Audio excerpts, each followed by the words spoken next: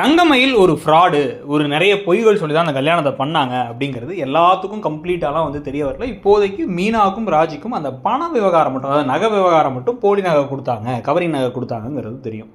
இதில் இப்போ குழலி அடிக்கடி இந்த வீட்டுக்கு வர ஆரம்பிச்சதுக்கு பிறகு இப்போ குழலியுடைய கண் பார்வை எல்லா பக்கமும் போகுது. எல்லாத்தையும் இந்த 3 மருமகளையுமே கொஞ்சம் லைட்டாக சந்தேகமாக தான் பார்க்குறாங்க. வெளியில் விட்டு கொடுக்காட்டியும் உள்ளுக்குள்ளார ஒரு குட்டி காம்படிஷன் வச்சுட்டே தான் இருக்காங்க. இந்த சமயத்தில் தங்கமயில் அந்த ஸ்கூலுக்கு வேலைக்கு போக சொல்ல அதில் திருப்பி அந்த சர்டிஃபிகேட் விஷயத்தை பற்றி எல்லாரும் பேச, ஸ்கூல்லையும் கேட்க, இவரும் சரவணனும் எப்போ எடுத்துக்கலாம் அந்த சர்டிஃபிகேட் அப்படின்னு பேசிக்கிட்டே இருக்கும் பொழுது குழலி உண்மையாக நீ படிச்சியா இல்லை, எந்த வருஷம் படித்த, எந்த காலேஜில் படித்த, என்ன ஏதுன்னு எல்லாத்தையும் விசாரிச்சு எல்லாரும் முன்னாடியும் இவங்க டிகிரியே முடிக்கலங்கிறத கண்டுபிடிச்சி போட்டு உடச்சா பெரிய ஷாக் ஆகிடும்.